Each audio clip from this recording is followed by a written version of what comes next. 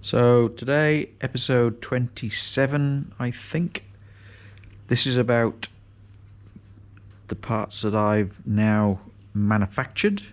I've had the seat rails have all now been plated. So they've been plated, and they look a lot better than the rusty mess that they did them before. So I'm very impressed with that. The seat rail, the wood for the seat rails was a bit average, to say the least. So I decided to replace them, not just paint them. One of them had broken them. So I went off and I got some Tassie Oak, and I gang drilled the first holes. Then I used one of the old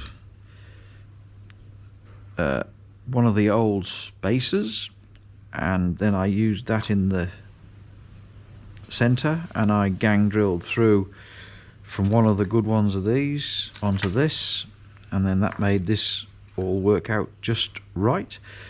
I got some stainless steel stock bar, got on the old lathe, and I machined up some new spacers.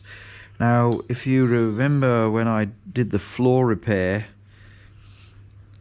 the hole was slightly out, so I've had to drill one of these off center. So now that can be used as an eccentric spacer, so that I can get the hole in the floor to line up with this without having to do any messing around with this, making that look ugly. So hopefully that'll look okay when it's finished.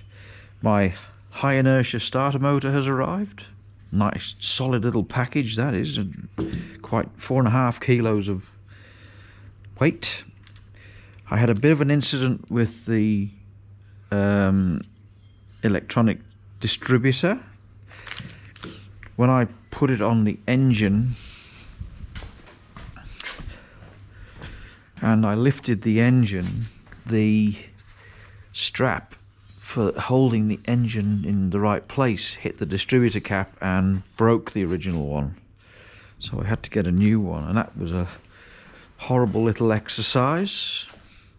Anyway, I've got it now, and I got a side entry cap, and I went to one of the local car spares parts shop, and I asked them for an HT lead, and the young gentleman behind didn't even know what I was talking about. I found them in another sports shop, another spare parts shop, so that's all good.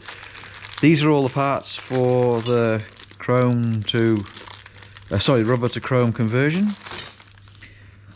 These are all the all the specialized brackets that you have to modify the rubber bumpers to the chrome bumpers. My stainless steel rear bumper is hanging up here. Very impressed with that. And then I haven't unwrapped the other one, which is the front bumper here. So they're not chrome, they're stainless steel. Waited 3 years for these, so I'm glad that they've arrived now. Yeah, these are all the parts for various bolts and brackets and things to hold indicators on, to hold all the brackets on.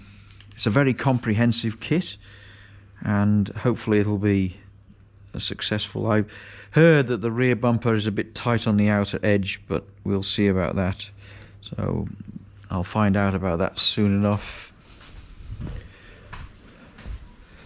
I don't really think there's anything else. For drilling the wood, I use they call them a step saw or a cone saw.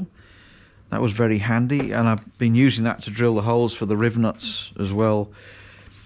I've been doing away with all the self-tappers going into the bodywork, so I've been putting riv nuts in. They seem to be a lot better.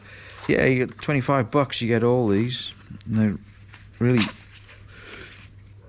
great, handy little pieces of kit. So yeah, most valuable tool is proven now. Camera. All the pictures I took when I was stripping it down now are proving invaluable when it comes to put it back together again.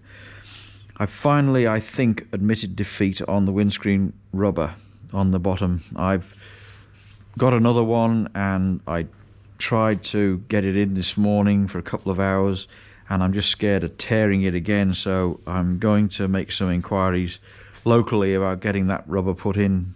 If anybody knows of anybody in WA local who does this at a reasonable cost, then if you could let me know in the comments. And thank you very much indeed for the subscribers. Comments are always welcomed. I've had some really good constructive feedback about things I can do, and what I've missed maybe, and what I've got to do in the future. So yeah, everything seems to work out pretty well now, and all. Yeah, it was great getting on the lathe and doing all this sort of stuff. So there you go.